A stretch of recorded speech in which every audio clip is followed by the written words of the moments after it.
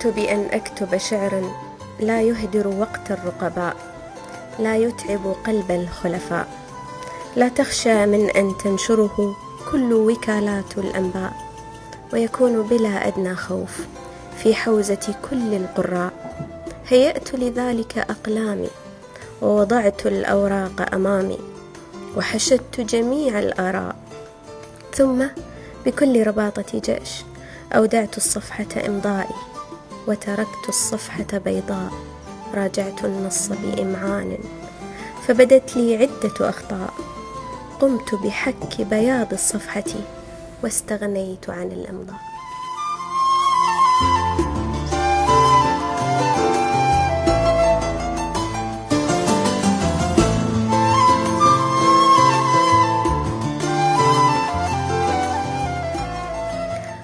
هو من يبتدئ الخلق وهم يخلقون الخاتمات، هو يعفو عن خطايانا وهم لا يغفرون الحسنات، هو يعطينا الحياة دون إذلال وهم إن فاتنا القتل يمنون علينا بالوفاة.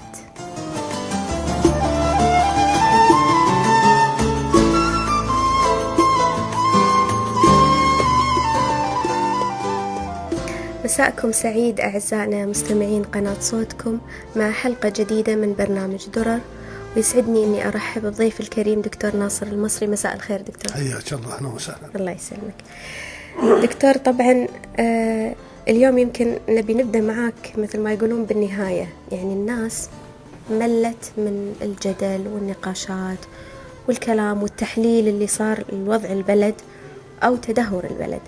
لو طلب منك إعداد تصور واضح، يعني فرضا للخروج من أزمة تردي البلد وهدر المصادر وتهميش دور الأمة اللي قاعد يزايد، شنو ممكن تقولوا؟ شنو تصورك؟ أولا أنا أمسي عليكم والأخوان المستمعين جميعا، أنا سعيد بوجودي معكم. هذا الأمر يحتاج إلى صراحة وإلى وضوح. أنا أعتقد أن الكويتيين الآن واقعين بين فكين غريبين جدا، حكومة من جهة والمعارضة من جهة أخرى.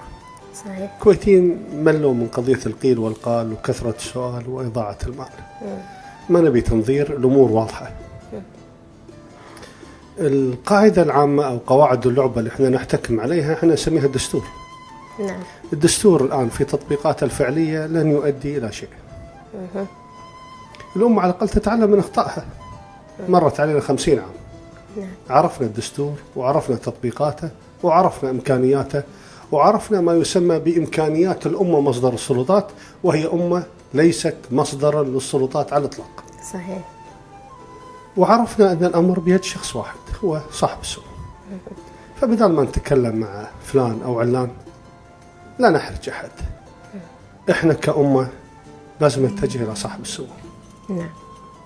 نقول له يا طول العمر، يا سيدنا، يا أبونا، يا حبيبنا. هذا الأمر بالنسبة لنا انتهى. إحنا نبي نعيد صياغة الدستور مرة ثانية. نعم. بوضوح. إحنا ما عندنا غير الصباح حكام، ما نبي أحد. أوكي. جميل. بس إحنا نبي نحكم بطريقة جديدة، طريقة مختلفة. ما نبي نحتكم إلى هذه القواعد. حتى كرة القدم غيروا في قواعدها. ترتيب جديد. نبي ترتيب جديد يبين حقوقك وحقوقنا. نعم.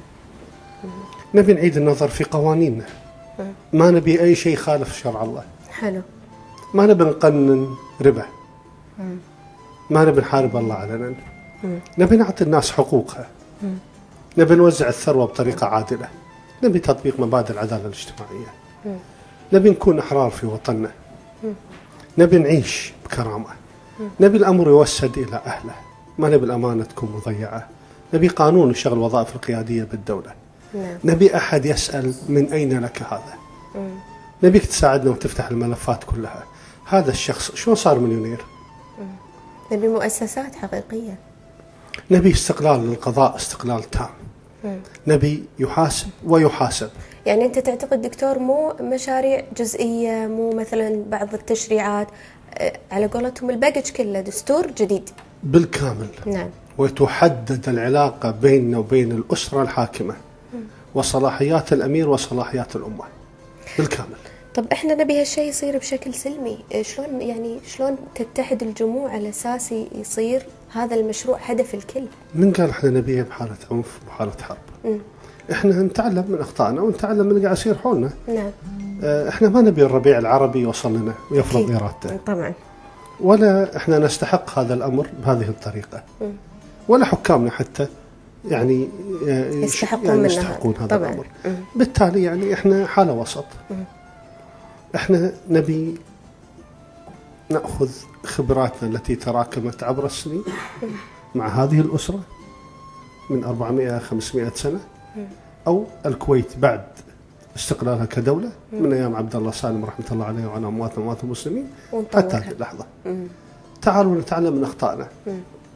تعالوا نسال اهل الحل والعقد، اهل القانون، ايش رايكم بقوانيننا؟ عندنا لجنه كامله لتطبيق احكام الشريعه الاسلاميه والمقاربه. تعالوا خلينا نتعلم منها، عندنا تجربه من 1991 تعالوا موجوده. تعالوا عندنا جمعيه المحامين، عندنا نقابه القانونيين. انت دكتور يعني تعتقد مثلا اسلمت الدستور ولا تحديث الدستور يعني لبناء دوله مدنيه؟ طال عمرك احنا في نهايه الامر مسلمين اكيد، بالتالي احنا ملزمين بالنص. يعني انت شايف عندنا اشياء سببت تعثرنا لانها متعارضه مع الدين مثلا؟ واحد منهم بس تقنين الربا بس كافي. شوفي أزمة البنوك وأزمة القروض وشوفي الناس. احنا طال عمرك يعني الله سبحانه وتعالى وصل لنا رسائل معينة. الظلم ظلمات. احنا ارتضينا بالربا. بس الرسول صلى الله عليه وسلم يقول الربا 71 شعبة أقلها كالناكح أمة عند جدار الكعبة. فما بالك بأعلاها. بالتالي لازم نتعلم. بدل ما تصير والله مرابات تصير مرابحة. ونتقرب فيها إلى الله وينتهي موضوعها. توزيع الثروة بس تكون بطريقة عادلة. ما يصير تعطيني أرض تأجرها علي باسم حق الانتفاع ب9 فلوس ب20 دينار بالسنة وانت تروح تأجرها على الناس ب11 دينار بالشهر. نعم. المتر. اوكي، هذا احنا ما نبي تعطي دعم حق واحد ما يستحق وتاخذه من يستحق. زين، ليش هذا كان غايب عن الرموز والأشخاص اللي يعني تخصصهم كان سياسي ومثلونا لسنوات؟ ليش كانوا الناس يتجنبون يعني المساس بالدستور؟ يقول لك عندنا دستور نفتخر فيه ويجب ان احنا نفعل مواده. هم قالوا اكثر من شيء، قالوا الا الدستور. صح. احنا نقول لا، الدستور ايضا يعاد النظر فيه. نعم. رايهم انا ما ابي اتكلم عنهم، انا اتكلم عن نفسي، عن ذاتي. انا رجل بسيط، ما عندي حسابات سياسيه، ما عندي منصب اخاف عليه، ما عندي قاعده احاول ارضيها باي وسيله، ما ادور على اصوات، ما ابي مجلس الامه، ما ابي وزاراتهم كلها. انا ابي وطني، ابي اعيش بس بكرامه وابي مستقبل افضل لعيالي. كلنا اكيد. بس ما نبي شيء ثاني. حساباتهم ما تهمني بشيء. ولا نبي نكون سلطه ومعارضه وموالاه. هذا الانقسام هذا لا موجود في كل دول العالم، في سلطه تحكم وفي موالاه لها وفي معارضه لها، وهذا شيء طبيعي. هذه سنه الله في الارض. الناس مختلفين في اهوائهم، في الباك جراوند مالهم، في نظرتهم للامور، في تفسير الامور. بس احنا صرنا ستاجننت في هذه المشاريع، ثبتنا يعني كأن الحال الكويت هي عبارة عن سلطة معارضة. كنا الناس يعني هذا واقع لازم نتعايش معه. هو الاختلاف أساس دايفرسيتي ويتحرك وديناميكي ويطلع منه شيء. يعني احنا مو قاعد نطلع من هالاختلافات بشيء. ما نقول هو حجر رحى نسمع صوت جعجعة بس بدون طحين. صحيح. هناك من يرغب أن تبقى الكويت بهذه الطريقة. قيل وقال تحكى والرسالة كانت واضحة، يعني أنتم قولوا اللي تبون باسم الحرية والديمقراطية، بس إحنا راح نسوي اللي إحنا نبيه باسم الحرية والديمقراطية. تجدين أشباه الرجال، أو خلينا نقول الرجال أمام القبور وأشباه الرجال أمام القصور. لا، هذا إحنا ما نبيه. إحنا المعارضة مع احترامنا لها بكافة أطيافها لها تاريخها وإحنا نحترمه، بس لازم نتفق على الديفينيشن مع المعارضة بحد ذاتها. الحكومة أيضا نفس المنطق، الحكومات المتعاقبة والحكم وإحنا كشعب. أنا كتبت في تويتر في يوم من الأيام بأن المعارضة ليست كلها خير والحكومة ليست كلها شر. صحيح. في حالة وسط، يعني إحنا ما احنا في حالة حرب إنه مو معاي يعني ضدي. لا، إحنا كنا كويتيين، عندنا وطن بنحافظ عليه، لكن في ظل الأوضاع السائدة هذا الأمر ما عاد ينفع. احنا قاعد نضيع وقتنا. ادخلوا في الموضوع مباشرة، روحوا إلى صلب الموضوع. العلاقة هي الدستور. الدستور يحتاج إلى إعادة نظر، إما تعيد صياغته مرة أخرى، تطور فيه، وهذه من آلياته. لأن أصلا نص يعني على الأقل نصت لائحة الداخلية للدستور أو المذكرة التفسيرية أن بعد 5 سنوات من التطبيق عيدوا النظر فيه. وكانت رسالة جميلة، يعني احنا طبقناه سنة 63، كان الأمل سنة 68 إن شاء الله نحن نطور فيه. صادف مشكلتين، الأولى مو بيدنا، بيد الله سبحانه وتعالى، وفاة الرمز عبد الله السالم الصباح، وهذا الرمز مات، لكنه سبحان الله العظيم لا زال حي في قلوب كل أهل الكويت. صحيح. وعندنا أحياء لكن أموات في قلوبنا ما لهم قيمة. الشيء الثاني اللي صار، يعني الرسالة اللي وصلت من السلطة، زوروا انتخابات 67، ما يبون دستور يتطور، يبون نظل على ما نحن عليه، على أطمام المرحوم. صحوا الناس مرة ثانية سنة 76 حلوا مجلس الأمة. نعم. إنزين دكتور، الممانعة لهذا المشروع يعني اللي فيه جانب إنساني وإصلاحي ووطني وكل شيء، الممانعة احنا تعبنا واحنا نقول متنفذين ومستفيدين. الممانعة ليش؟ قلة وعي، تقصير النخب، تقصير الرموز إذا في شيء اسمه رموز.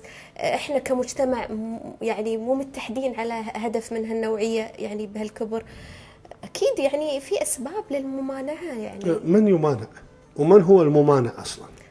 هو أساسا منو اللي قاعد يبادر؟ هل أعداد المبادرين واللي يطرحون أن نقلتنا نحو الإصلاحية بإعادة تقييم دستورنا وكتابة دستور جديد في وايد أنت تشوف؟ شوفي، الحراك داخل الكويت بغض النظر عن مسمياتهم وبغض النظر عن أهدافهم قائم موجود.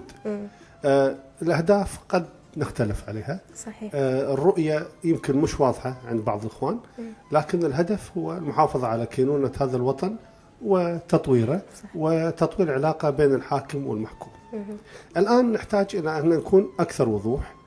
يمكن شوي كان عندنا نوع من النفاق، نوع من الخوف، عشان لا نزعل فلان أو علان. الآن لا، خلونا نسمي الأشياء بمسمياتها. أي شخص ما يسمى بالمعارضة إذا ما طرح إعادة كتابة الدستور أو تعديله أو تطويره، يبشر مني أنا ولا صوت. تمام. ما عاد ينفعني. هالوضوح. ما عاد ينفعني. زين؟ لا، مو بس هذا. الآن من حالة السلبية راح نتحول لحالة الإيجابية. الآن المواجهة معهم. لن نعطيك أصواتنا، لن تمثلنا ما لم تأتي ببرنامج واضح متماشي مع التطلعات، يحدد علاقتنا مع نظام الحكم. نعم.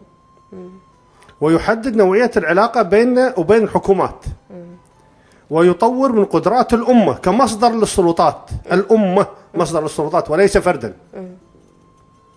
ويحدد العلاقة بين السلطة هذه التشريعية والسلطات الأخرى التنفيذية والقضائية.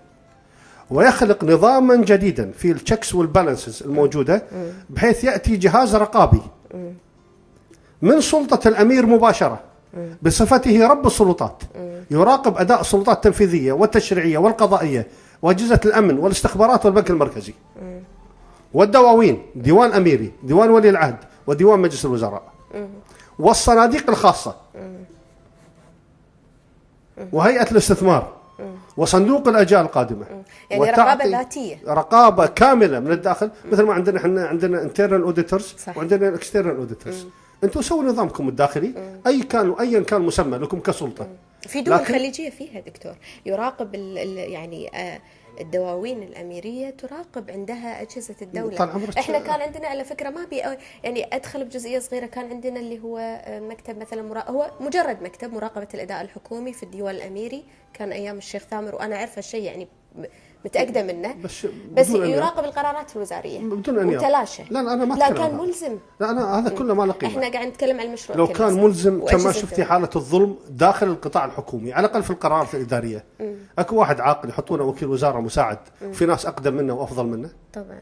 والمدراء ونواب المدراء والمراقبين ورؤساء الأقسام زي وانت ماشيه. هذا كله يعني ديره يعني خربانه. في بلاء كبير يحتاج نعيد النظر فيه، في علاقاتنا مع السلطه، في علاقاتنا مع بعض، في القوانين المنظمه. هذه الاشياء كلها لابد من اعاده النظر فيها، ولن ينفع معها النفاق والدجل والخوف. لابد بالمواجهه المباشره والصريحه والواضحه في هذه المساله. طيب دكتور، الان أي مشروع يحتاج negotiation بين أطراف، تفاوض وإقناع بين أطراف. هذا مشروع مو بسيط، ومثل ما قلت هناك كان في محاولات لتهميش الأمة بتزوير الانتخابات وغيره. طيب إحنا نبي هذا الصوت نقنع فيه جميع الأطراف. الآن يطرح أن في حوار راح يصير بين أطراف كثيرة، بين قوى كثيرة من أطياف المجتمع. كل شوي اليوم أو أمس أعتقد واحد من النواب يعني ماني ذاكرة اسمه، ويتكلمون عن الحوار. لو سألنا دكتور ناصر المصري منو اللي لازم يقعد على طاولة الحوار ويتفاوض حول هذا المشروع؟ ناس كثيرين. أولا أهل الكويت ككل، ممثلين خلينا نقول أطيافهم المختلفة. إحنا مجموعة بشر جاءت من أقاليم مختلفة، بس كلنا كويتيين. نعم. ففينا عرب وفينا عجم، فينا سنة فينا شيعة، فينا بدو فينا حضر. عندنا أحزاب غير معلنة، صح. عندنا تنظيمات سياسية تدعي أنها ودها تسوي شيء للوطن، نستمع لها فلتتقدم برؤياها. عندنا جمعيات نفع عام، مؤسسات مجتمع مدني. نعم. عندنا ما يسمى بالناشطين السياسيين، صحيح. وعندنا الكسلاء السياسيين. أي. نستمع لهم. صحيح. عندنا جمعيات مثل جمعية المرأة، عندنا اتحادات مثل اتحادات العمال، الاقتصادية بعد. اتحادات العمال، وعندنا اتحادات طلبة. طيب من الحكومة؟ عندنا كيانات مثل غرفة التجارة والصناعة. أكيد. عندنا بنوك. زين، كل هالتنظيمات أيا كان في نهاية الأمر هم كويتيين. تقدم، ادلوا بدلوك، قول لي عندك وسائل الإعلام المختلفة، إذاعة وتلفزيون وصحافة، وعندك إعلام جهنمي، أجهزة التواصل الاجتماعي، عندك جوجل بلس، عندك تويتر، عندك فيسبوك، عندك أشياء كثيرة. ومن الحكومة لو يعني أيضا الحكومة طرف جدا. خل تقول ما عنده مشكلة. هذه الآن أنا قاعد أتكلم عن الأمة. أي صح. الآن مجلس الأمة احنا يمثل ما نبي الأمة. نكون طرف انعزالي، لا لا نتكلم لا, لا أبدا. وأنا أجيب أقصى واحد أكرهه. في نهاية الأمر هو أخوي أو أختي كويتي مني وفيني، حتى لو اختلفت معه بالرؤية، بس في نهاية الأمر احنا عندنا وطن واحد، عندنا 1000 مشكلة بس عندنا وطن واحد لازم نحافظ عليه. تعالوا خلينا نتعلم negotiation skills، خلونا نتعلم مبدأ التعايش، حل النزاع بالطرق السلمية، النون فايلنس. ما في داعي للإقصاءات لا في هذه المرحلة، يعني المرحلة احنا ما أفكار الآخرين ووجودهم وتأثيرهم، صاير الموضوع كأنه ندية ولا شوي. ما خالف، الندية موجودة والإقصاء موجود، لكن احنا نأتي إلى كلمة سواء. الأساس فيها أن تعالوا يا جماعة عندنا وطن بنحافظ عليه، تعال ما حد يمنعك، قول رأيك، حتى لو منعوك عندك وسائل معينة انشرها، وإحنا كشعب مستعدين نسمع وجهات النظر كلها. ثم خلينا نقول نحطها في قدر واحد نطبخها، وما يبقى منها يبقى، والزبد يذهب جفاء ما نحتاجه، وهكذا. إذا سويناها أتوقع أن نقدر نسوي شيء، لكن على شرط تايم مانجمنت، الوقت مهم جدا، محدد يكون، لازم يكون واضح، في هدف لابد منه، والهدف لازم يكون مجربل بحيث ان احنا نقدر نقيسه، وعندنا فتره زمنيه معينه توصل بعد ما ضبطناها وعدلناها. الان ناتي الى التكتيك. الليدرشيب ان شاء الله موجوده، وانا هني ما اتكلم او في ناس كثيرين موجودين، وانا ما اتكلم ترى عن القيادات الحاليه، انا اتكلم عن قيادات مستقبليه تاتي من رحم الامه، من شباب الامه، ومن بعض اقطاب ما يسمى الناشطين السياسيين. المعارضة احنا ما نمنعها، ما ادري من ايه هي المعارضة، لكن ايا كانت مسمياتهم يبي يدخلون معانا حياهم الله، ما يبون شيء راجع لهم، ما عاد مهم عندنا آرائهم يعني. فممكن الخطوة اللي بعد هذه مباشرة ان احنا نحتكم الى مجموعة آراء وافكار، برامج عمل تأخذها لجنة مختصة. وترى في بعض الإخوان يؤمنون بأن التغيير لابد أن يأتي عن طريق مجلس الأمة، ولذلك الآن في نوع من العودة الاعتراف ان احنا قاطعنا والآن بدنا نرجع، فشوفونا بدال صوت ممكن يكون صوتين، ممكن يكون 4. زين، في ناس قاعد تقول كلام هذا، في ناس تقول والله أنا لازم أغير عن طريق مجلس الأمة، لأن هذا آليات تغيير عن طريق مجلس الأمة. 50 واحد يمثلون الأمة، أنا لا نختزل الأمة ب50، لكن أنا بمشي إلى النهاية. دستور واضح عشان تغيرون يحتاج إلى أغلبية، ثم موافقة الأمير، ثم إذا وافق على الفكرة أغلبية خاصة، ثم في نهاية الأمر إلى الأمير. بس إذا الأمير ما وافق شو العمل؟ هني الأمة لابد أن تعيد النظر في حساباتها، هني لازم نكون واضحين. فالأصل فيها إن إحنا نأخذ كل أفكارنا والمبادئ اللي نحملها وبرنامجنا العملي ونتجه إلى صاحب السمو، لأنه هو الوحيد اللي بيده كل شيء. لن أتكلم مع رئيس سلطة تنفيذية أو سلطة تشريعية، هذول أنا بالنسبة لي يعني مع احترامي الشديد لهم الأمر مو عندهم، الأمر عند صاحب الأمر. نعم. إحنا كأمة أنا أعتقد أن لا هذا المجلس يمثلني ولا هذه الحكومة تمثلني ولا هذه اللعبة السياسية اللي قاعد تلعبونها الآن صح. مو هذه الأولويات. لا لا لا. لإنقاذ الوطن. لا إنقاذ الوطن يحتاج الآن إلى أن احنا نكون واضحين، ويحتاج أيضا إلى صراحة، نعم. ويحتاج أيضا إلى تضحيات. راح تفسر تفسيرات مختلفة، راح يطعن فيك، يطعن بالذمم، راح يقال عنا نحن غير وطنيين، نتحدى النظام والسلطة، إن عملاء، راح يقولون كل شيء. هذا كله ما يهم، احنا واضحين. واللي على راسه بطحة يحس فيها، وعلى ما في خيلهم يركبونه. عندنا وطن وراح نحافظ عليه، ما عندنا وطن نبيعه، ما عندنا تيارات وأحزاب تحكمنا، لن يحكمنا إلا الصباح وبإرادتنا. صحيح. إن شاء الله. معانا دكتور اتصال أو فاصل قصير إن شاء الله ونرجع. فاصل أعزائي انتظرونا.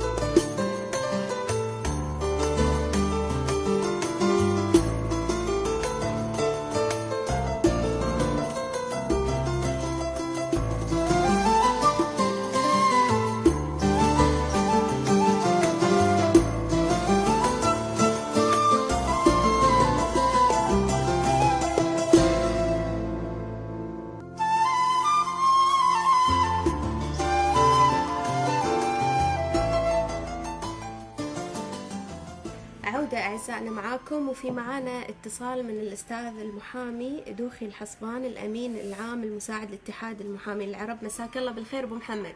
مساك الله بالنور والسرور، هلا فيك. حياك الله. احنا نبي ندخل بموضوعنا. معنا طبعا دكتور ناصر المصري، وغني عن التعريف. كنا نتكلم دكتور ناصر يعتقد ان احنا في هالمرحلة محتاجين لكتابة دستور كويتي جديد ينظم علاقتنا بالسلطة وينظم شؤون بلدنا ويخرجنا من الأزمة، وهو يعتقد أن هذا هو الحل. أنت شنو رأيك؟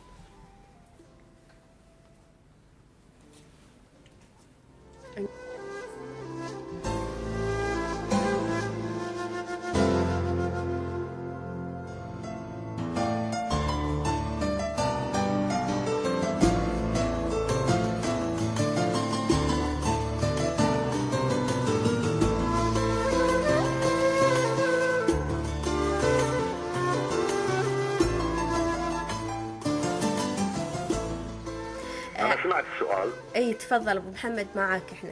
أي بس قبل الإجابة يجب أن نعطي هذا الرجل الذي بجانبك حقه، دكتور ناصر المصري، مثلك قدم الكثير وتلقى الكثير من الهجوم، وأنا تابعت الحرب الشعواء التي شنت عليك والتي كانت قد شنت عليه. فحقه أولا أن نشهد له بأنه أول من رفع الصوت في قناعاته وإن اختلف معه فيها البعض. وأنت كذلك للأمانة تابعناك، وأنت أحد بناتنا الله يجزاك خير. اللي تأملنا منكم ومن جيلكم ما فشلنا نحن الجيل الذي سبقكم فيه، فهذا حقكما. أما عن السؤال، فالدستور الجديد دائما الشعوب الحية تطمح إلى تطوير دساتيرها، ولكن لا يجب التعامل مع الدستور كما يتم التعامل مع التشريعات العادية. الدساتير لا تنشأ أو تخلق بردود أفعال. أنا والدكتور ناصر لنا لقاءات وكنا على اتفاق تام في عدة أمور، إلا هذه يمكن للمرة الأولى اللي قد لا أوافقه في أن نقفز إلى إنشاء دستور جديد في الشارع. الدساتير لا تنشأ إلا بالمؤسسات المعنية بإنشائها. الدكتور يقول من الأمة، من جماعات الضغط، من الجمعيات النفع العام، من القوى المؤثرة، من النخب، ما قال من الشارع. لا، هي هذه النخب وجماعات الضغط تمارس هذا الضغط في الشارع، ولكن إذا قال أنه عبر المؤسسة، عبر رحم التشريع، أنا معه. حتى لو كانت المؤسسة يعني على قولتهم منسلخة من الشارع أو لا، هذا يعني الكلام اللي أنا كنت أنادي به. أنا متمسك بدستور 62 حتى لا نقفز للمجهول. دستور 62 هناك مواد عطلت وبقصد وبتواطؤ من الطرفين لعقود من السلطتين التنفيذية والتشريعية للأسف. شو المشكلة من أنه يصير له تحديث لما نحتاجه الآن؟ عندما نفعله أولا، وبالذات في المواد التي لم يرد لها أن تفعل المتصلة بمكتسبات الأمة، وبالذات في الشقين الرقابي والتشريعي. إن لم نتمسك بالدستور ونفعل مواده غير المفعلة، لن نستطيع أن نصل إلى المرحلة التي تليها، وهي إعمال إرادة المشرع أولا. حتى في المذكرة التفسيرية التي لها ذات الحجية والإلزام التي للدستور نفسه، لا يمكن أن نقفز كمن يلعب قمار. إشهار الهيئات السياسية ورد في المذكرة التفسيرية وشدد عليه المشرع الدستوري خلال 5 سنوات من صدوره. 1. 2. التعديلات الدستورية اللازمة التي تتحدث عن وجوب توافق إرادتين يجب أن لا نصل إليها إلا ونحن قادرون عبر مخرجات صناديق الاقتراع غير الموجهة. الأهم من هذا عندي في هذه المرحلة هو ما بدأنا وإن متأخرا نستشعره من أن جيل الشباب بدأ ينعتق من ربقة تقديس الشخوص والشخصنة، وينعتق من الاصطفاف الطائفي أو القبلي أو المذهبي أو المناطقي أو الآن كان الشباب يتلقى طرحا من بعض من يمثلونه معتقدا أنهم لا يمثلون عليه، ثم اكتشف للأسف الشديد أنهم كانوا يتاجرون به ويصلون على أكتافه ثم لا يشركونه، بدليل إقرارهم المتأخر الآن بأنهم بصدد وضع مشروعهم الإصلاحي. طيب أين كانوا منذ عقود؟ أنا ما أتكلم عن فقط أفراد، وإن كان هناك أفراد، إلا بعض الكتل أو التيارات أو الأحزاب حتى وإن كانت غير مشهرة التي كانت حليفة لكل الحكومات السابقة الآن صحت من النوم وبدأت تحترم إرادة الشارع وبدأت تحرص على طرح إجابات لتساؤلات الشباب أين كانوا منذ زمن. هنا أنا أتفائل بوعي الشباب الذي أوصلهم إلى الانعتاق من ربقتهم. الكلام الأهم في هذا الشق الذي يعنينا، نحن نعرف أننا أمام معسكر فساد موحد. قدم مثلا الدكتور ناصر والدكتورة هيا، وأنا عشت الحرب الشعواء التي شنت عليك أنت عندما خرجتي أو غردتي خارج السرب متصورين أنك تطرحين نفسك ممثلة لقبيلة، بينما كنت تصرين على أنك تمثلين وطن. هذه المراحل الفردية لأشخاص مثلك مثل الدكتور ناصر وآخرين لم نكن نعهزها. كنا ننتظر دائما مخرجات الصناديق ونصفق لمن اخترناه. صح. بعد أن فوجئ العالم بما سمي الربيع العربي بدأت انعكاساته تطال رقعتنا الإقليمية الجغرافية، فبدأ الشباب يعي أنه كان يكتفي بالحد الأدنى. أما الآن فالدور الريادي منوط بالشباب. صحيح. ولم أخجل أنا عندما أعلنت عن أن جيلنا فشل ونضع المسؤولية الآن بيد الشباب وزمام الأمور بأيديهم. كنا نفاضل دائما بين الأسوأ والأقل سوءا. الآن لم تعد المرحلة تحتمل لا داخل محليا ولا إقليميا ولا دوليا، فالعالم لم ينتظر أحد. فالدور دور الشباب الآن. فلننكفئ نحن ونوجه النصح والمشورة.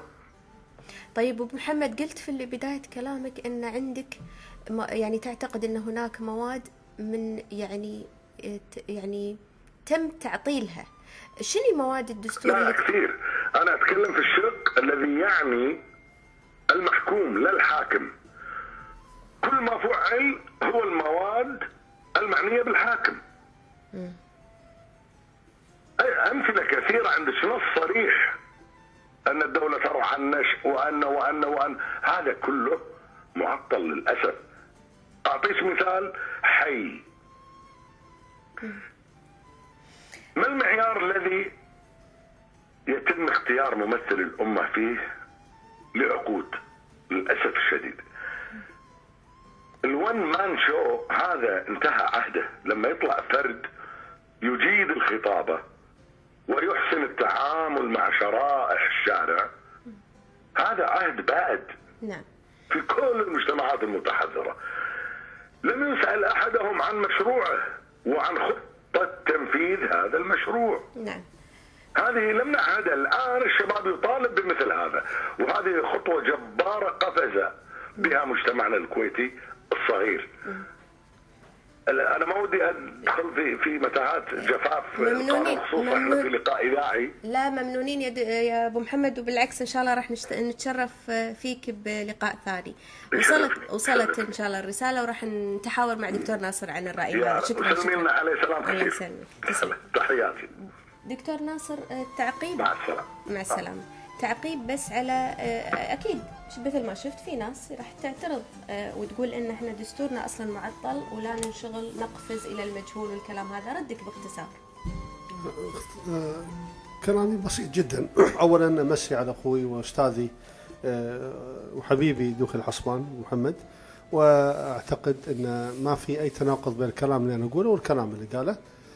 ما حد منعنا أن نفعل إرادة الأمة بالدستور القائم وأن نطالب بحقوقنا بالكامل، لكن أيضا ما حد يمنع الأمة أن تطور دستورها وأن تسعى لحياة أفضل، وهذا الحكي من 68. السؤال من 68 حتى هذه اللحظة، ما الذي فعله مجلس الأمة خلال هالعمر الطويل هذا كله؟ وما الذي فعله النشطاء السياسيين والحركات السياسية حتى على الأقل تغير في الدستور شيء؟ مفروض يسوي شيء، ما صار شيء. طيب انتظرنا 76 86 صار المجلس الوطني بالرغم من كل التشريعات والنقاشات واللجان والمراحل السياسية. يعني حلول مجلس 76 اشوف ما قلتوا شيء، 86 اشوف ما قلتوا شيء. زين انتم تعرفونهم قاعد يلعبون فينا، ليش ساكتين؟ طيب واحد يحل المجلس حل غير دستوري، اسمع حل غير دستوري، ايش حقه ساكتين؟ طيب القضاء وينه؟ مسألة واضحة، حل غير دستوري، إذن هو حل ما دام ما يتلائم مع الدستور إذن يرجع الوضع على ما كان عليه، ما في شيء. مقابلها أيضا ردونا المجلس الوطني، صارت الأزمات السياسية، تم احتلال الكويت، وعلى فكرة لم يحاسب أحد كالعادة، وراحوا عيالنا من شي سهلهم، وراحوا أسرانا وما حد حاسبهم. رد مجلس 92 وخربط الدنيا علينا مرة ثانية. أولا حولها من لجنة تحقيق لجنة تقصي حقائق وسياسة الأمر الواقع. بلد سرقت، الدول العربية كلها كذي، لا حول ولا قوة يعني. زين بناين يعني. سرق الوطن أثناء الاحتلال، سرقت الناقلات، حديث طويل حول إعادة الأعمار، أمور كثيرة. طيب أنتم على الأقل تعلموا من بعد التحرير إلى الآن سويتوا. طيب أنا خلي هذا، أنا أتكلم الآن عن بعض الحصانات. أكو واحد يمثل أمة يعرف أن حصانته يفقدها بالصيف وترجع لبشته، تتحرحر بالحرارة وتبربر بالبرودة مرحلية. زين شو المنطق الأحوج هذا؟ طيب أنتم خذوا أخوي خضير، خذوه أمامكم ودوه نيابة العامة لأنه ما عنده حصانة، صح. وهو تكلم عن مشكلة كبيرة، الأوبشنز والمشتقات وأمور كثيرة. طيب ما تعلمتوا الدرس؟ طيب أنتم لما صرتوا تمثلون الأمة وقعنا معكم اتفاقية 2009 وثيقة على أساس أنكم نحافظ عليكم أنتم أولا، نحافظ على أنكم ما تفقدون صلاحياتكم والحصانة مالتكم الظلم مستمرة. نحافظ على أن النظام الداخلي لازم يتطور، أن الغياب لابد أن في ثواب وفي عقاب، أن لو طلع لنا واحد يطامر يسار ويمين داخل مجلس الأمة تقدرون تسكتونه بسهولة، أساس يبون ربعهم إذا حطوهم لنا مثل عزيزو داخل مجلس الأمة. وأنا أقصد ناس معينين معروفين بالاسم ودازينهم لنا متعمدين. بس أنت رديت كذي دكتور، رديت مساء أنت كنت اعتبرته مشروع وطني يتحمل مسؤوليته كل، الآن كأنه ممثلين الأمة هم الملامين، مع أنه بذلوا وتم أيضا تعرضوا لقمع وتعرضوا للملاحقات وغيرها. هذا كله احنا ما نقدر ننكره، هذا تاريخ. صح. لكن أيضا أنا لن أختزل الأمة ب50 واحد. صح.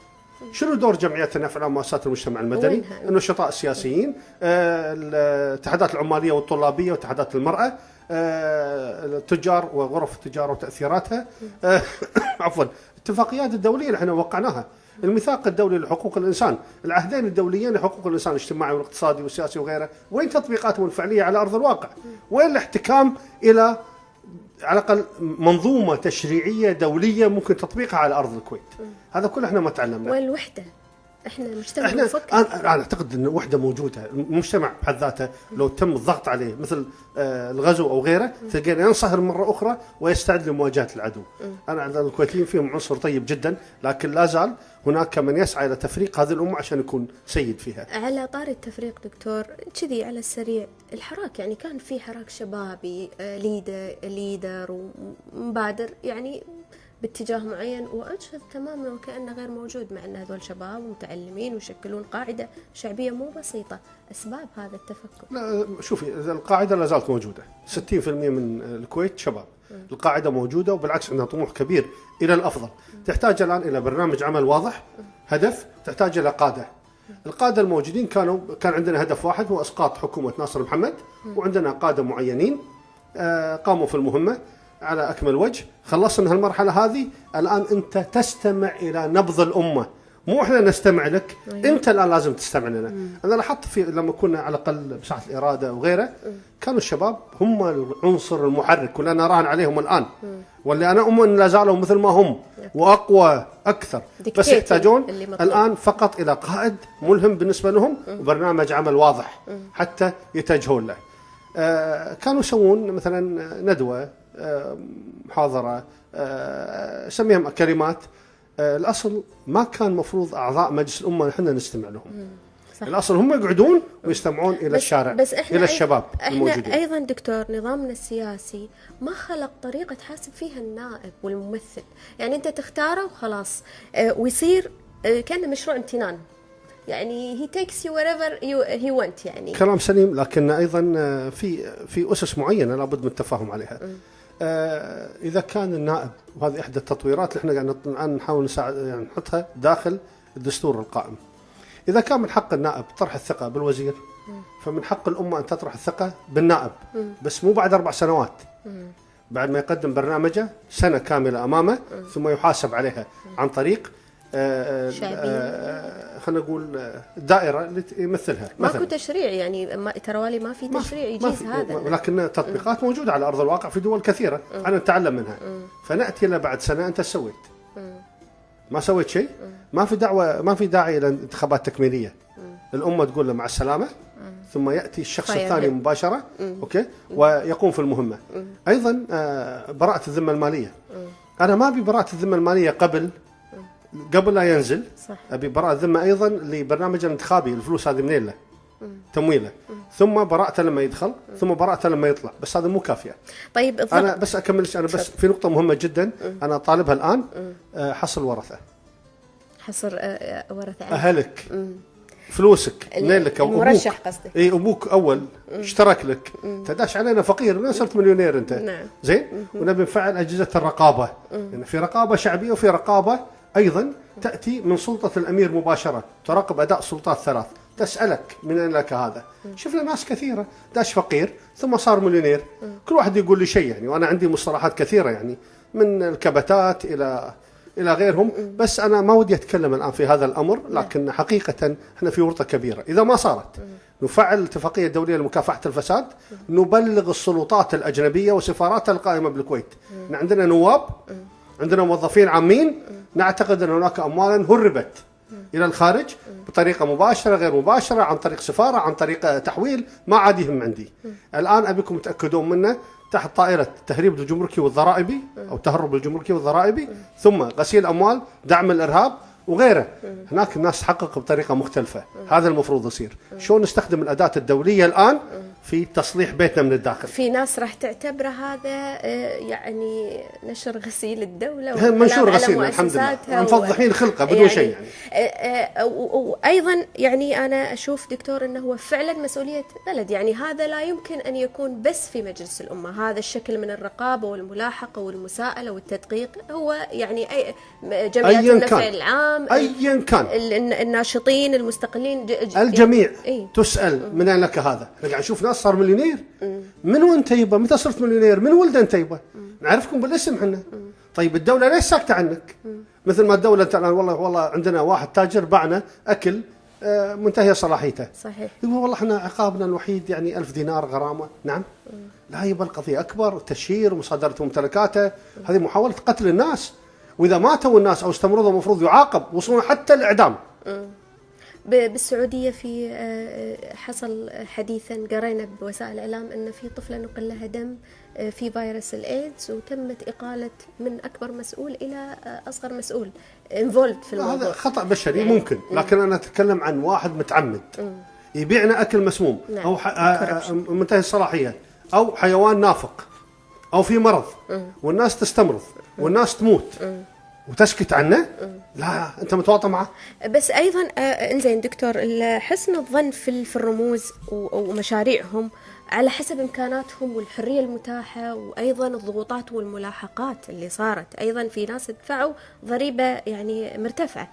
الآن في ائتلاف المعارضة طلع قالوا شكلنا ائتلاف وراح يعني نقول مسودتنا أو مشروعنا الإصلاحي القادم، يعني علشان ما نبقى جزر كذي مفككة.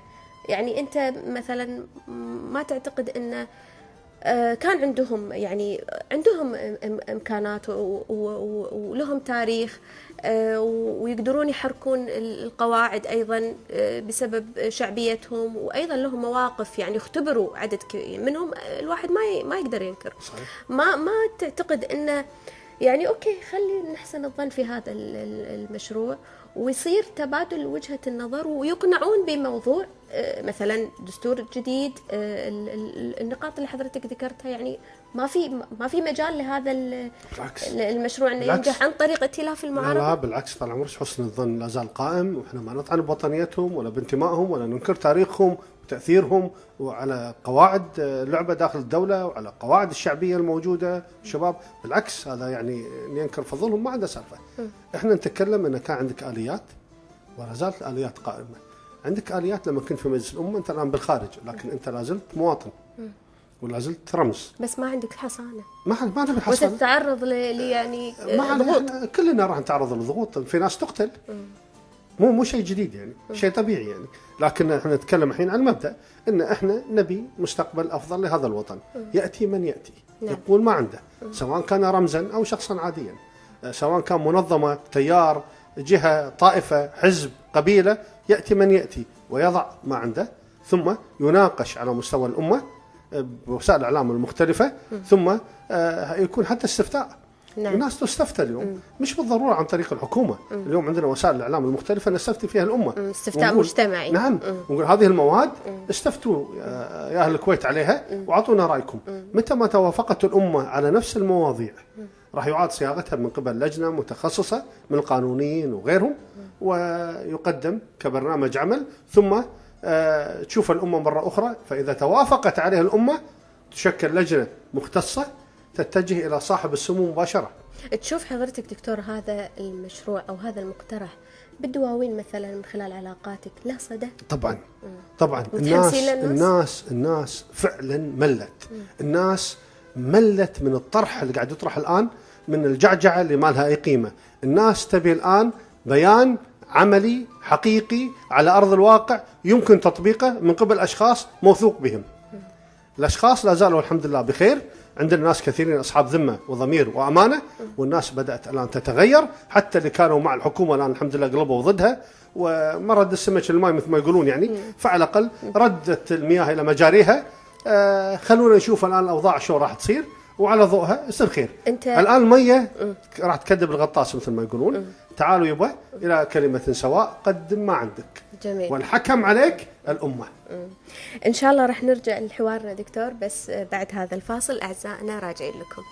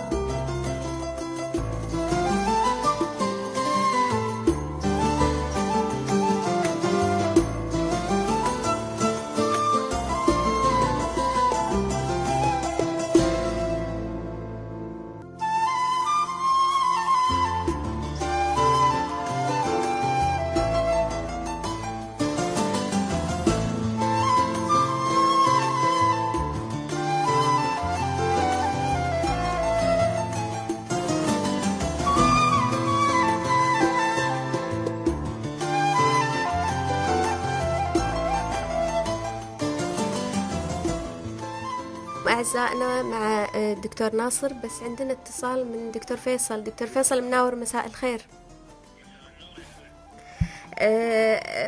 يعني كان حوارنا مع الدكتور ناصر طبعا بالمحور الأول على موضوع أن هو يرى أن النقلة وحل مشكلة البلد والوضع اللي احنا فيه مشروع واضح، وبالتحديد كتابة دستور دولة جديد يتحمل مسؤولية الكل ويحدد العلاقة بين الشعب والسلطة وينظم لدولة المؤسسات. أنت شنو رأيك؟ عندك يعني رأي في الموضوع دكتور؟ طبعا في البداية أحب أرحب فيك وأشكركم على هذه الاستضافة. الله يسلمك. وأيضا أرحب بأستاذنا الكبير ناصر المصري، دكتور استفدنا منه كثير من الآراء والأطروحات، وإحنا يعني في أوساط كثيرة يعتبرونه أحد المجددين في المجتمع الكويتي. في البداية طبعا أنا لا أختلف مع الدكتور ناصر في قضية أن إحنا محتاجين قواعد جديدة. قد يكون أحد قواعد هذا الدستور. يعني دستور دولة الكويت هو دستور ممتد من سنة 1000 ويعني عدى عليه 50 سنة. أعتقد أن المتغيرات اللي حوالينا تغيرت والقواعد تغيرت والناس نفسها تغير. فالتجديد هذه سنة الحياة. دستورنا كان دستور رائع ودستور جيد في فترة من الفترات، ولكن الآن لا. عندنا الشعب صارت عنده وعي أكثر، مستويات التعليم ارتفعت، فما عاد من المقبول أن يتم إدارة الدولة بالطريقة اللي احنا فيها أو بقواعد قديمة مضى عليها الدهر. طيب دكتور فيصل، اسمح لي، أنت كنت من الشباب اللي مشاركين بالحركة. الآن لو هذا الموضوع شو الآلية؟ أنتم كشباب يعني ما يعني أيضا تتحملون دور.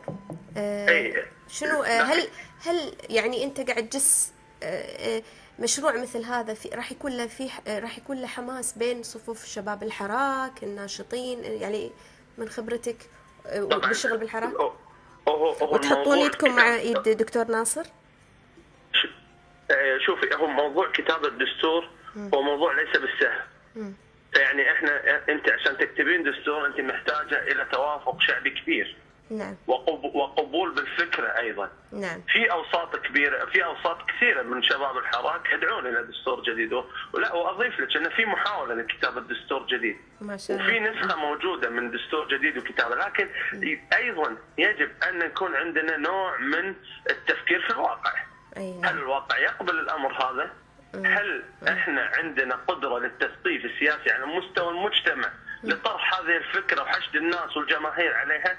هذه أمور يجب أن يكون في البداية طبعا إجراءات طويلة عريضة لأن نصل إلى كتابة دستور يقر. إحنا ما نتكلم الحين عن الكتابة أكيد يقوم فيها مختصين، وحتى يعني كل الكيانات، والحوار لازم يكون جماعي من كل الأطراف. إحنا نتكلم عن مبدأ الحشد له أو تأييده. استفتاء مثلا أنت قاعد تشوف فعلا في أصداء. يعني أنت تبين لا طبعا عشان تحطين دستور يجب أول شيء أن ننتخب جمعية تأسيسية يرضى فيها الشعب إنها هي تكون ممثلة عنا في كتابة هذا الدستور. ويتم عليها حوار طويل عريض داخل الجمعية التأسيسية، ويتم أيضا التصويت على هذا الدستور مادة مادة، وفي النهاية يطرح إلى الشعب الاستفتاء. هذه آليات معروفة في جميع نظم العالم الديمقراطي. وإحنا حاليا يعني أغلبنا مثلا نحس إن بيت الأمة ما يمثلنا. لا، بيت الأمة هو مختطف. عمليا هو مختطف. خلينا نكون واقعيين ونحط يعني المفاهيم في إطارها. بيت الأمة الآن بيت مختطف. هو مجلس أمة لا يمثل الأمة، هو يمثل أصحابه. الآن أتت إرادة منفردة لتشكيل النظام الانتخابي خارج إطار الشعب، حكومة لا يشارك في تشكيلها الشعب. فإذا مصدر كلمة أو المادة الدستورية التي تنص على أن الشعب مصدر السلطات هو حبر على ورق. خلينا نكون واقعيين. حتى أيام التطبيق اللي كان يعني في نوع من مشاركة الشعبية، أيضا الأمة ليست مصدر السلطات، فهي لا تنتخب حكومتها اللي تدير شؤونها. وأيضا هم أعضاء في البرلمان بحكم مناصبهم. 16 وزير هم عضو في البرلمان بحكم مناصبهم، واحنا ما اخترناهم. فهذا اسمه مجلس أمة وليس مجلس حكومة أو مجلس وزراء، لأن مجلس الوزراء لا يختاره يعني الشعب. فإذا هو يصوت على رئاسة مجلس الأمة، يصوت على لجانها، يصوت على تحقيقاتها، ولكن في النهاية هم لا يمثلون الأمة. سؤالي الأخير دكتور فيصل، أنت قلت أن ننتخب جمعية تأسيسية. طيب هذا الأسلوب التبكل التقليدي، لو قلنا أنها الموضوع يعني لحشد الرأي، تشجيع الناس، توعيتهم، عمل مجتمعي، ما تشوف أنه قابل يعني على الأقل لحشد مناصرين يتولونه بالطريقة الغير تقليدية؟ لا، أنا شوفي، أنا مؤمن إيمان كامل أن الحراك السياسي والمعارضة في الكويت في باب مهم لم تطرقه. خلينا نكون واقعيين. يعني اهم هذا الامر من جلد الذات او تقييم الذات. احنا للاسف الشديد قفزنا على المراحل ووضعنا مشاريع الاصلاح ووضعنا ما نعرف ايش.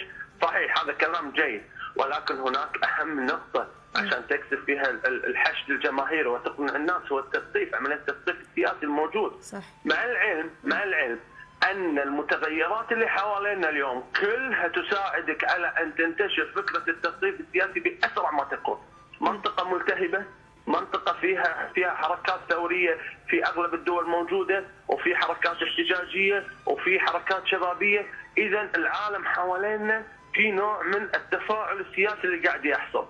قنوات التلفزيون مفتوحه، الاذاعات مفتوحه، الانترنت مفتوح، التواصل الاجتماعي موجود. فاذا احنا بس محتاجين ان ننظم الصفوف لقياده عمليه تثقيف سياسي واسعه الانتشار في البلد. هني انا اتوقع ان راح نخطو خطوات سريعه، مو للدستور الجديد، ايضا الانتقال والتحول الديمقراطي الكبير ممارسه ونصوصا. جميل. عارف شلون؟ فهذه انا رؤيتي ان لازم نضرب على قضيه التثقيف السياسي وليس الفضفضه السياسيه. اي لان في النهايه خلينا نكون واقعيين، الديمقراطيه ممارسه. نعم. وصلت الرساله. ممارسه. تسلم شكرا يا دكتور.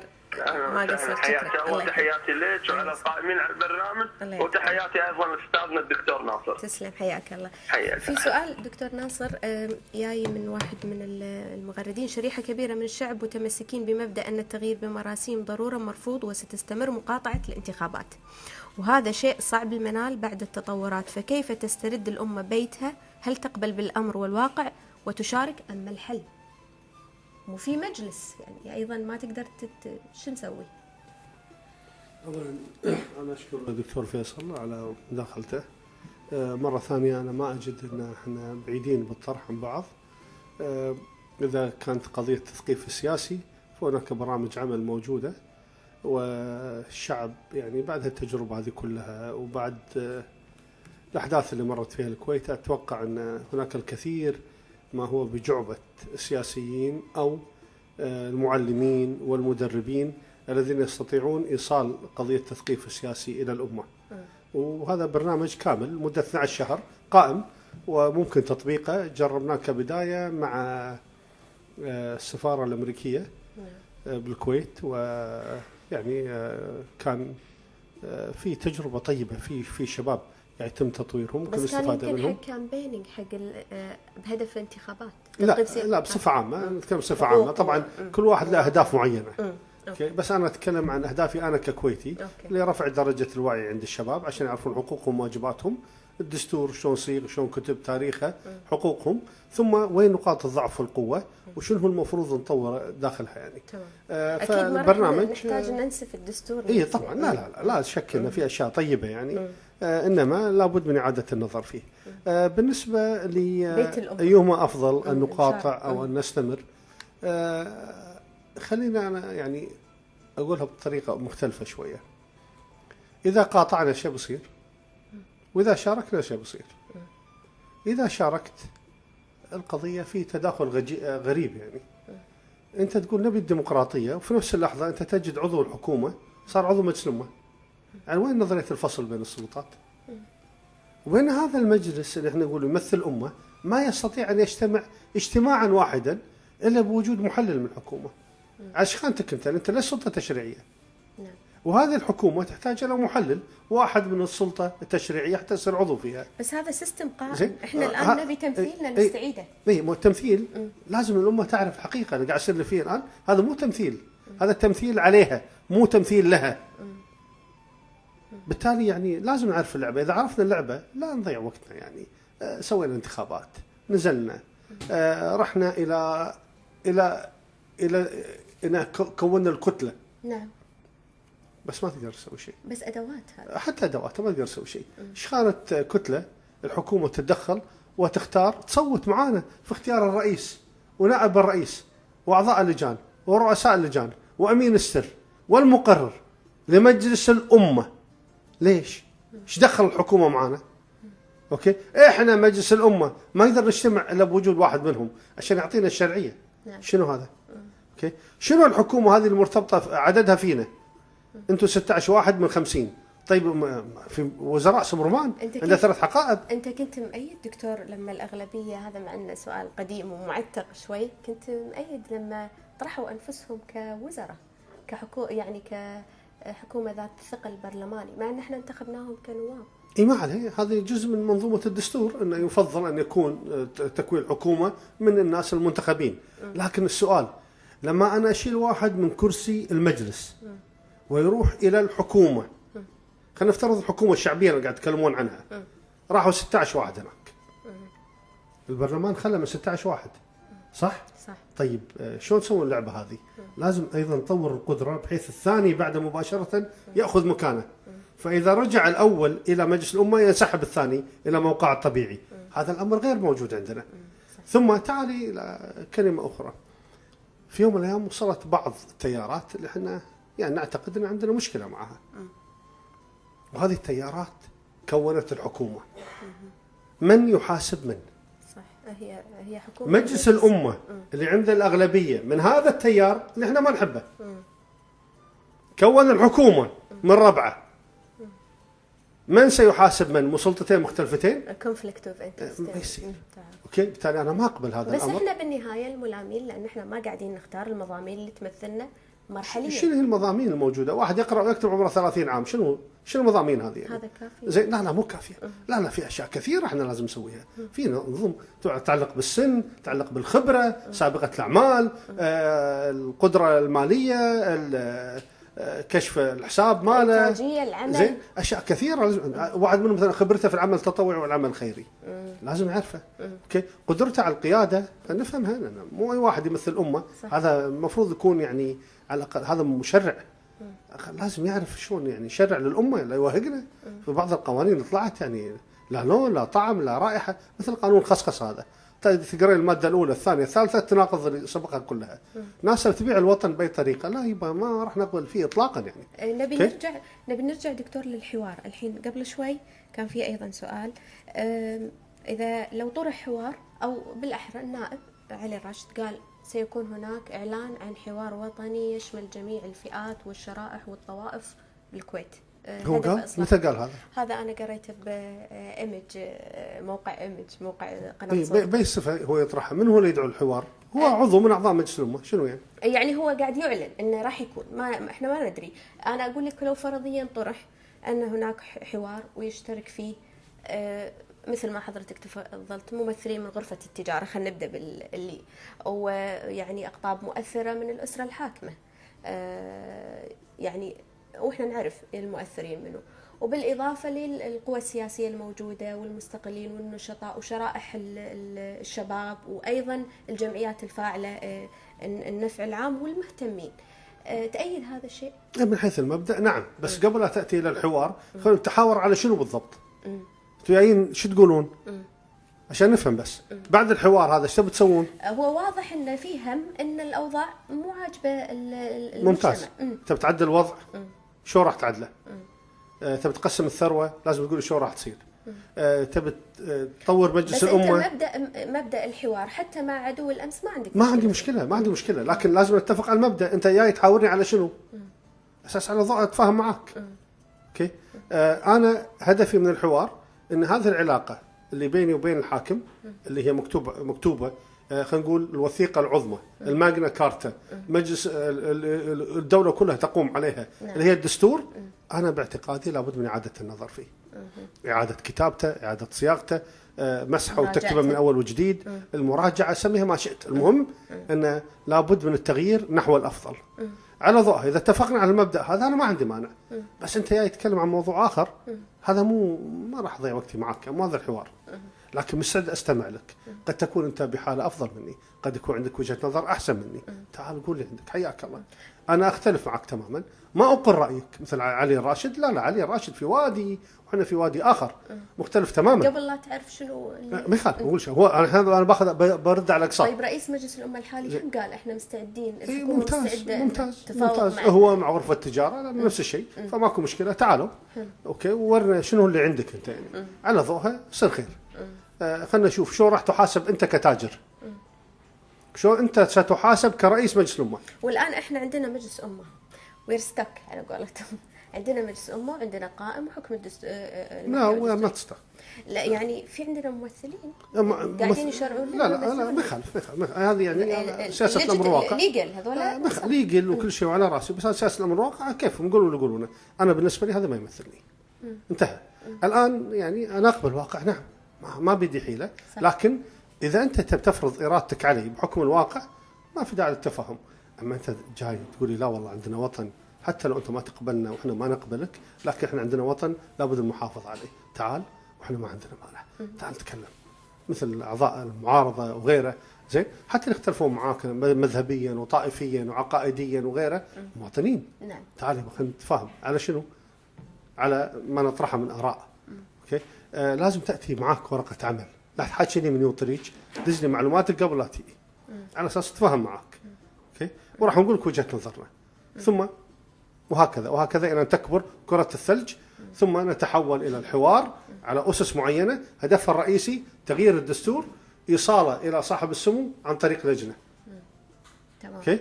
هذا خطاب واضح، اللجنة التأسيسية لإعادة كتابة الدستور مرة أخرى بوضوح. عندنا دكتور محورين: قراءتك للوضع الحالي بالنسبة لمجلس الأمة، ودور النخب إن شاء الله الأخيرين، بس بعد الفاصل إن شاء الله. أعزائنا ابقوا معنا.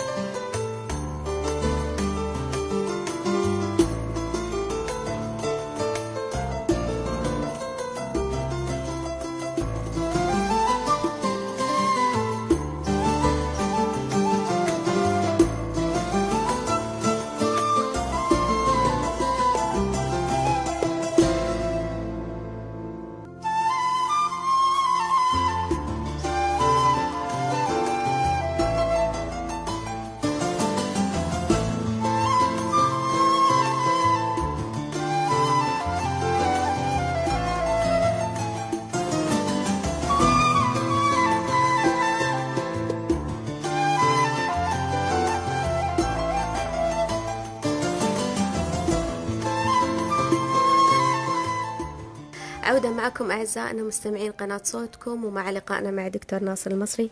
دكتور، حشد ضخم جدا جدا صار يعني للإطاحة برئيس مجلس الوزراء، وفي ناس من عقبه قالوا إن إحنا we targeted الرنج، رحنا بالطريق الخطأ. يعني بغض النظر عن يعني أكيد في يعني مبررات وفي أسباب ووضع تأزيمي بالبلد، يشوفون إن يعني إحنا عندنا مشروع إصلاحي مو مشروع أشخاص. تعتقد ممكن يطلعون الناس يعني لمشروع مثل هذا اللي هو إعادة كتابة دستورنا أو مراجعته؟ هو الأصل نعم هذا، بس خلينا نقول شيء تقريبا أقرب الصورة. سعي الناس لإسقاط رئيس مجلس الوزراء السابق الشيخ ناصر هو نفس سعي الإخوان أعضاء مجلس الأمة عندما حاولوا طرح الثقة بأحد الوزراء أو مجموعة وزراء. سقط رئيس الوزراء وسقط الوزير، لكن الخمال لا زال موجود. إذا راح الوزير المشكلة ما كانت بالوزير، صح، المشكلة قد تكون بالوكيل أو الوكلاء المساعدين أو المدراء أو الأداء العام للوزارة. نفس المنطق في الأداء العام لمجلس الوزراء. بالتالي كان لابد من إصلاح البيت من الداخل. أنت ما سويت شيء، أنت شلت الرأس وخليت الباقي. نعم اللي سووه الكويتيين في إسقاط رئيس الوزراء أنا بالنسبة لي هذا فخر كبير، لكن كان لابد من إكمال مسيرة. كيف تختار الأمة رئيس مجلس الوزراء؟ كيف تختار وزرائها؟ كيف تختار نوابها؟ وعلى أي أساس؟ كيف تنظم العلاقات بين الحاكم والمحكوم، والعلاقات بين السلطات التنفيذية والتشريعية والقضائية وأجهزة الرقابة والمتابعة؟ هذه كل أشياء مهمة، وهذه مصدرها الرئيسي الدستور، ثم قوانين الدولة، ثم القرارات الوزارية الموجودة. إذا لم تكن هناك أمة حية تسعى إلى هذا الأمر اللي هو نظام التشيكس والبالانسز، مو نظام أشخاص، نظام قائم بذاته، يسأل ويحصل على المعلومات ويسألك من أينك هذا. أنت متفائل دكتور إنه راح نطلع من مرحلة أشخاص؟ يعني إحنا يوم نشوف رئيس يصير رجل المرحلة، ويوم نشوفه هو محور الفساد وتدور حوالينا كل أزمات البلد. يعني عقلية، يعني أعتقد التطرف هذا فينا مرة ثانية أنا ما أتكلم عن الآخرين، أنا أتكلم عن ذاتي ككويتي، كمواطن بسيط، ما عندي حسابات سياسية إطلاقا. لن أتكلم لا عن رجل ولا عن امرأة المرحلة أو غير المرحلة. أنا أتكلم أن هذه المرحلة الآن إحنا نعيشها في منتهى الخطورة. نعم. التفكك إحنا عايشينه صعب، الواقع صعب، تأثيرات الخارج علينا صعب، سواء من قبل الربيع العربي أو من قبل دول لنا علاقات معها مثل بريطانيا والولايات المتحدة، ممكن تبيعنا بثانية مثل ما باعونا الآن حق إيران، فما عندهم مشاكل، ممكن يغيرون مفاهيم كثيرة، ممكن يوصلوا رسالة بأن هذه الأنظمة قد تتغير. مو معولين عليكم. مثل ما قالت السفيرة الأمريكية وغيره، إحنا بالنسبة لنا كلامنا واضح، إحنا ما راح نقبل بأي نظام إلا بصباح. قبلت أمريكا ولا رفضت أمريكا، هذول موجودين، لكن أيضا نتوقع من صباحنا يقبلنا إحنا. العلاقة هذه اللي بيننا وبينك هي اللي راح تبقي هذا الوطن على حاله، وهي التي ستجعل التغيير داخل الخليج يأتي من الكويت إن شاء الله. كل أنظمة الحكومة التي رفضت التفاهم مع شعوبها ضاعت. لكن نظامنا ما بني على سيف وعلى قتل وعلى حرب، بني على تفاهم. صح. سنكمل مشوار التفاهم معهم، لن نضحي بهم، وسنعطيهم حقهم بالكامل، لكن حقنا أيضا يكون موجود. أنا دائما أكتب الكويت ليست دسمان، ونحن لسنا عبيدا فيها، شيوخنا على رأسنا، حتى لو كانت حرمة منهم تحكمنا أنا قابل فيها. صحيح. لكن نعم. بالمقابل أيضا أتوقع منك تعاملني بالمثل. أنا مديت يدي لك. أنا في 92 لم يستطع أحد أن يطعن في وطنيتي ككويتي. نعم. ما بعتك. وكان العدو حط سلاحه على راسي، ومع ذلك قلت لا والله نار بن صباح ولا جنتك. صحيح. هذا المفروض يصير. بالتالي أنا أطلب منك أن تعاملني بالمثل، ما أطلب منك أكثر من هذا. ترك عندك إرهاصات الربيع العربي وأمريكا ايش تقول ايش ما تقول، حافظ علي وحافظ عليك عشان نحافظ على هالوطن، وعندنا إمكانيات هائلة. الله حبانا بثروة يضرب فيها المثل. وزع الثروة على أسس عادلة، خذ من الغني، عطى الفقير، طبق الضرائب، أخذ الزكاة، أخذ الخمس، خذ حق الوطن، مو حق الانتفاع قاعد يلعبون فيه ويبيعونه لنا. ثبتنا في مناصبنا، أعطي الناس حقها، حط الناس الحقيقيين أهل الحل والعقد. إن خير من استأجرت القوي الأمين. راح تشوف الكويت تتغير إلى الأفضل، وستغير كل دول الخليج بالكامل إذا ما غيرنا أيضا بعض الدول العربية. هناك تجربة كويتية رائدة جميلة، لا تضيعونها، لا تضيعون وطنكم، لا تضيعون عيالكم. أنا ما عندي عيال مستعد أضحي فيهم عشان يموتون في مظاهرات وغيره، ولا عندي رجال شرطة وجيش أضحي فيهم من زملائي وإخواني بالسلاح. أنا ما أبي أحد يدخل، ما أبي عدو قد يكون بيننا بالداخل، ما أبي نحل مشاكلنا وبهدوء، مشاكلنا بسيطة. دوري الكويتيين عن بكرة أبيهم، ما في واحد عاقل ومجنون يقول والله نغير نظام الحكم، كنا بيهم. صحيح. الآن إحنا نبي حقنا في وطننا، نبي وطننا، وطن بسيط. شوف المساكين الكويتيين أقصى طموحاتهم، نبي نعيد جدول ديوننا، نبي تعاقبون اللي سرقونا، نبي تسأل من لك هذا، نبي بيت نسكن فيه. صحيح. نبي علاج، نبي تأمين عشان لا تتعب نفسك، نبي تعليم حلو، نبي وظائف حق عيالنا، نبي تقاعد جيد، نبي تسيطر على الأسعار. إذا ما في خذ الضرائب منهم، وخذ من الغني عطى الفقير، افرض الزكاة على المسلمين، خذ الخمس الشيعي الموجود صرفه على أهل الكويت، افرض الرسوم والضرائب العامة. خذ حقك بالكامل. لا يعقل تعطي أرض على أبو حق انتفاع المتر ب50 فلس و100 فلس وبدينارين وثلاثة، ثم يعيد هو تأجيره على أهل الكويت بين 6 إلى 11 دينار إلى 44 دينار بالشهر وأنت تأخذه بالسنة. لا يعقل هذا الكلام، ما ينفع يبقى. لابد نحن نطورها، شيل الدعم الموجود وعط الناس اللي يستحقونه الدعم. أما التاجر وغيره ما يستحق الدعم، هذا يستحق تأخذ منه عشان تعطي الفقراء الموجودين. افرض الضرائب مو على أهل الكويت اللي رواتبهم بسيطة، افرض الضرائب على البنوك والشركات المالية وشركات الاتصالات والمستثمر الأجنبي واللي مداخيلهم عالية. أما الباقي لا. تعال اقسم، العدل أساس الملك، ماكو عدل ماكو ملك. صحيح. دكتور، بالنسبة للي الحين الناس متوقعة أنه سيقر ضمنيا، قاعد تطلع رسائل وحضرتك بالبريك قلت لي بعدها المعلومة أن احتمال يقر مشروع الصوتين ويفتح المجال وقد تشارك الأغلبية والمعارضة يعني اللي بارزة، ويعني ويرجعون للمجلس. انت تعتقد هذه القراءة اولا راح تصير؟ يمكن. وهل يعني احنا شلون راح نستفيد وشلون لو حصلت نظل مشروعنا الاصلاحي اللي تكلمت حضرتك عنه؟ القضية في ناس قاعد تصورها يعني لو اعطوكم 5 دوائر و4 اصوات ترجعون. طيب لو اعطوكم صوتين ترجعون. صوت مو الناس بس ايضا التضحيه بالمقابل، التضحيه بمؤسسات يعني مجلس الامه. انا ما ابيك الان تضحين بحد، بس ابيكم تفهمون اللعبه. انتم تبون ديمقراطيه ولا لا؟ اذا تبون ديمقراطيه هذه مو ديمقراطيه. ولو تعهدت هذه الرموز، تعهدوا الائتلاف وخذوا هذا المشروع بشكل جدي وتبنوه مثلا في اجندتهم، الموضوع مو بس عوده كراسي. طيب احنا بس خلينا نتفق، وصار في مصالحه مع الحكومه مثلا وموضوع الصوتين او غيره اقر. ما عليه، احنا بس خلونا من زمان احنا قلنا في رسائل كانت توصل لكم. نعم. العناد ما ينفع. اي اخذوها بمرونه. زين، وهذه اخرتها. زين، لا احنا يعني فكروا فيها بطريقه مختلفه. كنسدر. اذا قلنا 5 دوائر و4 اصوات او صوتين او صوت، العمليه غير صحيحه، لان في دائره فيها 100,000 ودائره فيها 30,000 وثنتين منتجون 10. ايش رايكم؟ نبي تقسيم نسبي. طيب الحكومة أو الإخوان يقولون بأن إحنا 439,000 ناخب، يمكن وصلنا الآن أكثر حوالي 450، بس إحنا خلينا نقسمها. لو قلنا 400,000 وعندنا 50 منتخب يمثلون الأمة، فلازم نقسم 400,000 على 50، نسبة النجاح 8,000 صوت. اللي ما يجيب 8,000 ما يجي. مو الحين اللي ناجح لي ب 500 600 صوت تقولين المقصف المدرسي أكثر منهم. صحيح. مجلس الطلبة أحسن منهم. طبعا. طيب هذا ما يمثلونه. طيب الشيء الثالث، هذا اللي جاي الآن يمثل الأمة، ممكن يقول لي مصادر الدخل مالته في الكامبين مالنا مال الانتخاب عشان نعرف يعني منين جايب الفلوس هذه يعني كلها. لأنه مو معقول واحد يصرف $1,000,000 دينار ويقول أنا والله جاي أخدم الأمة. طيب هالمليون من راح تجيبه أنت؟ صحيح. عشان نفهم.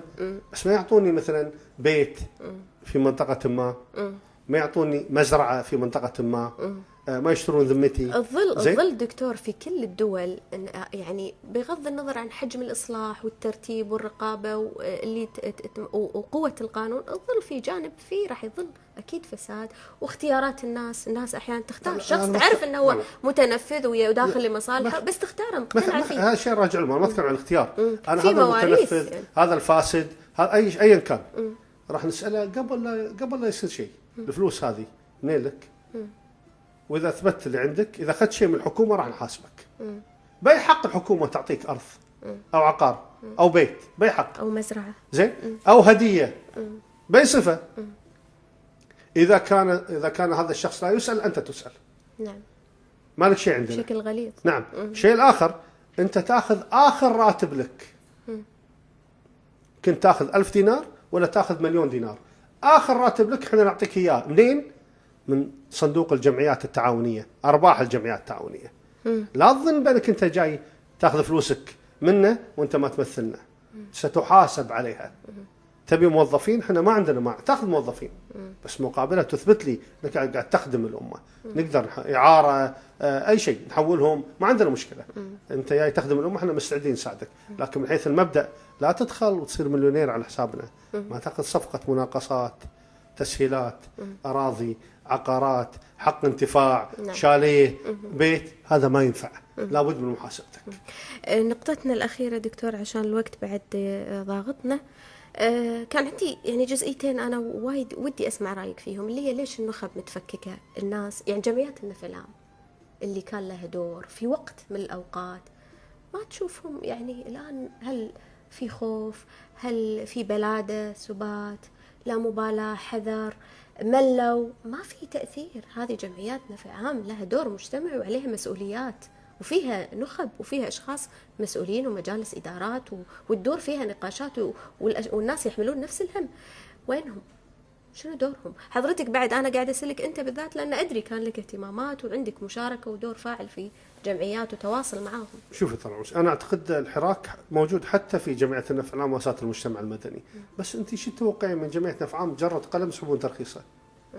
شو تتوقعين من جمعية نفع عام في ظل قانون لابد أن ألتزم بقرار مجلس الوزراء اني انا ما يصير انشئ جمعيه الا عن طريقه وفيها 50 او 100 واحد وعندهم اسمائهم وتليفوناتهم وبطاقاتهم المدنيه وغيره. احنا رضينا بهذا الامر وهذا ما يجوز في نظريه تسامي القوانين. قرار مجلس الوزراء لا قيمه له في ظل وجود قانون موجود. ايضا احنا ما طورنا قانون جمعيه النفع العام ووساطه المجتمع المدني، لابد من تطويره. ثالثا احنا ما سالنا اعضاء مجلس الاداره، انما في بعض الجمعيات في حراك رائع جدا وممكن تصير افضل. بس مو بس الجمعيات، النقابات المهنيه الان صارت احزاب، صارت طوائف، صارت عوايد، صارت قبائل. لا احنا لازم نعيد تغييرها. نعم بوضوح. اوكي، تلقين هذه القبيله ماخذه هالقطاع والقبيله ماخذه القطاع، وقطاع الجمعيات التعاونيه بعد ادهى وامر. في ناس تقول هذا خذلان دوله، هذا مو الناس قله وعي، هذا لان الواحد يحس انه محبط من الدوله وما له حق فيقول لك يعني ما يخالف، هذا تبرير. لكن الدولة اللي تنازلت عن حقوقي أنا راح تخليني ألجأ. أول كنت أقول أنا كويتي، يعني قال لا أنا الآن أنا أنتمي للطائفة الفلانية صحيح. أو القبيلة الفلانية أو العائلة الفلانية، الشارع الفلاني، أي أو الشارع مثلا. إحنا نبي نعيد مرة ثانية التركيبة أن أنا كويتي، ما لي شغل بأصل وفصلي، خليك عني. إذا تطعن فيني عندك الحكومة وقول له ما شلون صار كويتي، أما غيره أنت ما لك علاقة. نحتاج إلى إعادة تطوير. القضية مو بسيطة، هذا تراكم من 65 وأنت جاية للحين. حرب الردة ترى بدأت من 65 بوفاة عبد الله السالم، بدأت حرب الردة، بدأت الحرب الحقيقية على الدستور والقوانين. والقوانين. حرب الردة ليش ما قلة الوعي؟ لا الوعي كان موجود، لكن أيضا كان وعي آخر بالمقارنة مع وعينا احنا يسعى إلى ضرب الدستور مباشرة. زوروا الانتخابات، شنو كانت ردة فعلنا ككويتيين؟ لا شيء. حلوا مجلس 76 سوينا؟ لا شيء. حلوا 86 وعلقوا مواده؟ ما سوينا شيء. جابوا المجلس الوطني؟ ما سوينا شيء. راح الوطن؟ ما سوينا شيء. ردوا المجلس الوطني بعد التحرير؟ ما سوينا شيء. ما عاقبنا أحد. فقالوا يبغى هذول الظاهر ميتين، خلينا ناخذ راحتنا. اوكي، انتم تحكوا واحنا راح نسوي اللي احنا نبيه. الصورة الآن بأنك أنت ما راح تسوي اللي تبي وإحنا ما راح نتحكى فقط، إحنا راح نتحكى وراح نفعل وراح نسألك. وإذا أنت والله تستخدم العنف لا حول ولا قوة، يعني إحنا مضطرين يعني نستخدمه ضدك أيضا، ما أنت أحسن منا بشيء. إن شاء الله إن شاء الله هذا التحول تصير التحول إيجابي وعن قناعات. نتمنى. آخر سؤال دكتور، في ناس تعتقد ان احنا جزر ومختلفين وما نبي هذول يمثلونا ولا نبي لان احنا عنصريين، لان في مركب العنصرية هذا وايد معقد عندنا يعني. والتغير لما كان للآن في ناس يذكرون لك رموز سابقة ويعتبرونهم يعني هم المثل الوحيد الرفرنس حقهم، ويقول لك هذه مو معارضة زينة، وهذا بسبب يعني نظرة عنصرية، نظرة دونية للفئات اللي تنتمي لها. أنا ما أتكلم بس عن المعارضة، الفكر يعني الهم واحد، بس الناس ما تبي أشخاص معينة تمثلها في طرحها. خلنا نرجع شوي ورا. احنا قلنا نحن الكويتيين جايين من أصول مختلفة. احنا من العراق، من إيران، من السعودية. فينا عرب، فينا عجم، فينا سنة، فينا شيعة، فمو شيء جديد. صح. عنصريتنا كل واحد يعتز بعنصريته، يعتز بأصله وفصله ومذهبه وبعقيدته وبأهله وبلغته السابقة، حقه ماكو مشكلة. بس احنا كلنا جينا حق هالبلد هذا اسمه الكويت، فاحنا كلنا كويتيين. كويتي من أصل إيراني، كويتي من أصل عراقي، كويتي من أصل سعودي، كويتي مادة أولى ثانية، كويتي شيعي سني، كنا كويتيين. نعم. اوكي، فما أظن بهالطريقة. مو هذه العنصرية. العنصرية وين تكمن؟ إني أنا أعرف إنك أنت على حق لكن أسند ولد عمي. هذه عنصريتنا. لابد من حوار، لابد من معرفة الطرف الآخر. احنا في بيننا وبين بعض مو بس جزر منعسلة، احنا عندنا أيضا حوائط ما بنيناها بس موجودة، تحسين فيها مباشرة طبعا. فلا بد من إسقاطها. هذا يأتي عن طريق رفع درجة الوعي، عن طريق المصارحة والمكاشفة، عن طريق الرأي والرأي الآخر، وعن طريق الدراسات المقارنة. لما يقول لي بين هذا أخوك الشيعي ترى عنده كذا كذا، ويجي حق اخوي الشيعي يقول ترى السني عنده كذا كذا، اقول عطني ادلتك وانت عطني ادلتك وتعالوا خلينا نعلمها لعيالنا. ليش ما نلتقي على نقاط الالتقاء؟ ما في مشكله، هذه هي نقاط الالتقاء، ان انت قاعد تقوله قد يكون صحيح، لكن هناك من الاشياء الايجابيه اكثر من السلبيه، ليش ما قلتها؟ شو معنى هذا اللي قلته ما قلت الباجي؟ زين؟ ليش تركز على السلبي وما تركز على الايجابي؟ تاريخ شلون تعيد كتابته مره اخرى؟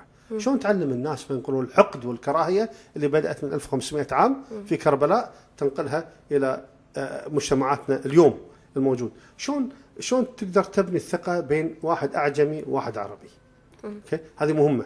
الكويت في وجود من قد تكون له مصلحه في انه ما تكون في ثقه. ما عليه شيء راجعهم، لكن من حيث المبدا الكويتيين كانوا افضل منا، على الاقل اجدادنا افضل منا في قضيه اللحمه وقضيه التكامل فيما بينهم. صحيح، وحسن الظن. انتهى.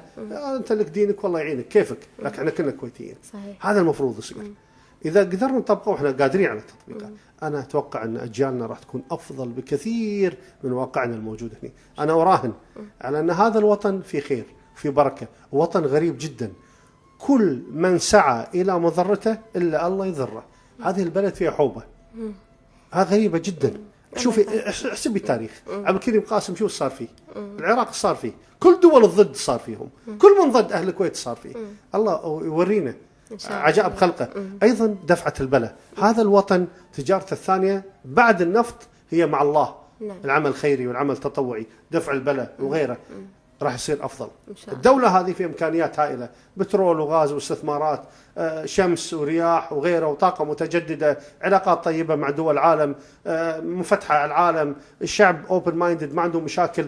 كل هذه راح تصب بانشاء جيل رائع جدا سيسعى الى التغيير. الجيل هذا الان موجود في ظل هذه القيادات، سواء قيادات شعبيه، قيادات اسره حاكمه، جمعيه نفع عام، مؤسسات مجتمع مدني، تيارات، كلها يجب ان تسعى الان ان تصنع وطن جديد للكويت بطريقه مختلفه تماما، فيها الحق، فيها الوعي، فيها الادراك، فيها الروح المنافسه. سوف نبني كويتا جديده تنافس دبي وتنافس قطر، قد تكون سمول امريكا، بس حاول تسويها صح. احترم آدمية الناس وكرامتهم إن شاء الله، وفيها العدالة. دكتور سعدنا جدا بلقائك هذا الثري والممتع. الله يجزاك خير. وأعزائنا مستمعين صوتكم، شكرا لكم على متابعتنا. نلقاكم إن شاء الله الأسبوع القادم. تصبحون على خير.